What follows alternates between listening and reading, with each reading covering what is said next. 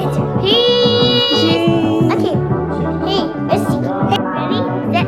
The working from home dad. It's a new day, it's a new video, and I am getting ready to kiss my family goodbye as I go get another saline sonogram. About to take my Tylenol right now. About to head over to the fertility specialist. Weston got all of his testing and blood work yesterday. And Miles is mad because... Why are you mad, Miles? So anyway, Weston went and got his blood work and testing yesterday. And today is my day again. So, I'm getting out of the house. I scheduled a brunch, lunch, coffee. I scheduled a hang with one of my friends right after, and I don't know what I was thinking because last time I was not feeling well, but I'm just gonna go, keep it going, keep the day going, and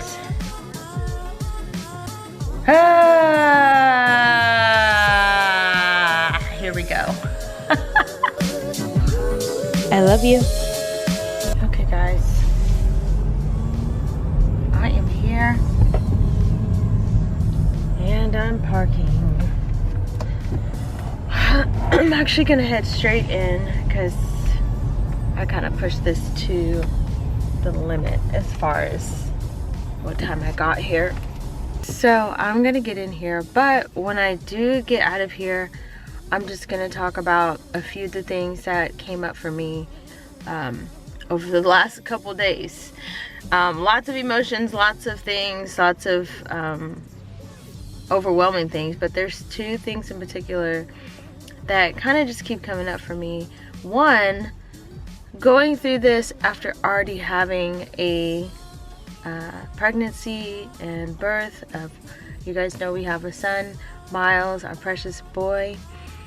So kind of just going through this even though we've had a successful pregnancy, and then also being a Black woman going through this process. So when I get out, I will talk more about that. Also, I took this 30 minutes before my appointment, so I should be good to go.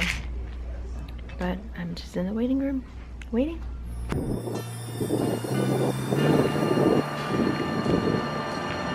Guys, that was so easy. 10 times better. Didn't feel a thing. I think there's just a difference when you go to a specialist who does these every day. So my fertility specialist literally got in there and, you know, she did her thing. I didn't feel anything, and I don't know if it was because I had taken Tylenol. I highly doubt it, because even if you take Tylenol you feel a little something. I felt nothing. So it's probably got to do with technique, and she's been doing this a long time. So I'm grateful that I didn't feel a thing, but it also raises my eyebrow to, like, what was my OB doing to make it feel like labor contractions? Anyway, I'm gonna get in the car and talk to you guys about this. Okay, so I have so many thoughts right now, guys. So many thoughts. My first thought was, what in the world was my OB doing to, one, having it hurt that bad, and two, she didn't see anything in there. Well, I just got out of my saline sonogram, and like I said, I didn't feel anything, and I'm just really happy about that. And I think there's something to be said about going to a specialist who does it every day and all the time, and it's, I guess chop it up as technique. And so I'm really happy about that there was no pain, and I actually didn't feel like zero pain. I'm so happy about that. She did find a polyp, you guys. So now in my head I'm just like, okay, OB didn't see anything. fertility specialist did see something, and she showed me, and I saw it was very clear. And so that's all just very confusing to me as to one sees it, one doesn't. But I guess this is why you get a second opinion, and this is why going to a specialist is a good thing for me anyway. And so this makes things interesting because I am going to have to do a hysteroscopy. I know we were so happy, we were celebrating, and yeah, we didn't want to do the hysteroscopy. And so that is back on the table. Hysteroscopy, where they go in and just remove the polyp and just, you know, make everything for fertile ground, all of that. The interesting part is I mean, I'm still producing eggs. It's great, it's fantastic. And she said it's a good count for my age. Of course, we don't know about the quality, like we've always said.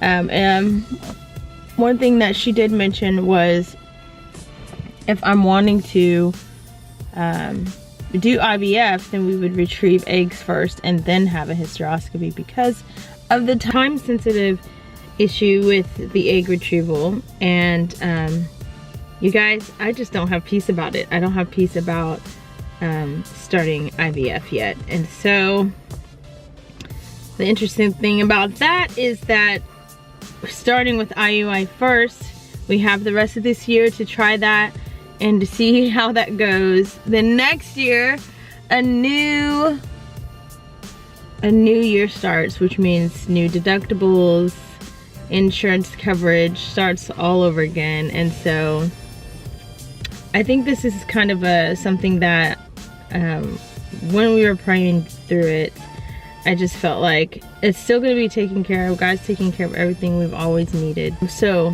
I don't want to ever make a decision that's just based on money and just having the money to do it. And so yes, doing IVF right now would be the absolute best financial scenario because it would all be paid for through insurance. It would all be paid for. But I still need to follow the peace. I also don't want to make decisions based on fear. And so that's why we pray so much about it. You know, is it a fear-based decision? Is it a money-based decision? Or is it just where I'm following the peace? And when we go through everything here with the hysteroscopy, the IUI, and if we don't get pregnant, then we would be starting a whole new session. Okay, so the other thing I wanted to talk about, okay, some of the things that came up for me over the last few days is starting this journey after already having a successful pregnancy. And you guys know I have my beautiful son, Miles, who we just adore. He's just my greatest joy, our greatest joy. When we had Miles, we literally went to my OB. She gave us a schedule. We stayed on the schedule, and our first try, you guys, we got pregnant with Miles, and Miles is now here with us and thriving, and the pregnancy was really great. I mean, he was born 4 weeks early, and I do have my birth story somewhere here on YouTube. If I have it, I'll put a link in the description. Having already had a tremendous blessing in Miles, it does feel kind of weird, like, okay, now I'm struggling with having baby number 2. And a part of me feels really, not selfish, but there's women out there who haven't even had their first child. And here I am struggling with child number 2. The thing that the Lord showed me was that whether it's child number 1 or child number 2, it's still a desire of my heart, and it's still a desire of our hearts. And it's still a promise that we've heard from the Lord that we want to see manifested. And so that's just something that I'm working through with the feelings that come up with already having the blessing of a child, but really wanting the blessing of the second child, and all the feels that come with that. My heart really goes out to the women out there who have been trying for years and are still waiting for their promise. I'm just standing and believing with you that your promise will come to fruition and you will hold your babies. I went to that conference for 1212 Ministries and I met so many women and connected with some that I already knew, those dealing with infertility or have had a miscarriage. Just hearing their stories at this conference was it just moved me so much, and I walked away encouraged. I walked away with just more people to add to my prayer list for sure. I walked away also with more of a drive to understand the process, and I think just to be of help wherever I can to the women going through something similar. Okay, so being a Black woman going through infertility, some of the things that came up for me, especially when I felt pain during the saline sonogram, something that really shouldn't have been so painful. There's two things. One is kind of like, I don't hear a lot of Black women talking about infertility, and I met a phenomenal woman who shared her powerful story about infertility, and she's a Black woman, and I'm just so encouraged by her level of faith. I don't see a lot of Black women who share. I'm standing up. Of course, you guys know I've been kind of sharing this journey, but also historically and culturally, Black women have not always been treated the very best when it comes to hospitals, medical, birth, labor, things like that. I have been fortunate enough to have doctors who have been the best, who have treated me really well, and I didn't have any issues. It was just phenomenal. And I'm not saying that there's not things that happen with other nationalities, other races. However, there are some things that if you just take a look, there have been issues with the way Black women are treated in the medical field. And so sometimes that jumps up. Sometimes that really gets me in my head quite a bit, especially when I had my other saline sonogram with my OB and there was just so much pain. And there were actually a lot of people in the room, and it was just like, it was kind of uncomfortable. So I'm kind of just praying through that, trying to be intentional about where I go. This fertility specialist that I decided to switch over to for this process, I see a lot of diversity in the office, not just at the reception desk, but throughout the office, throughout, you know, their technicians, and so that's kind of been a big deal for me as well. And so these are just some of the things that I'm thinking about and struggling through. Guys, it's a lot right now, but listen, I've got to get going. It's incredible what's already happened so far, what's already transpired. So many thoughts, so many emotions, so many things to consider. Still on the track for IUI. Jesus, take the wheel.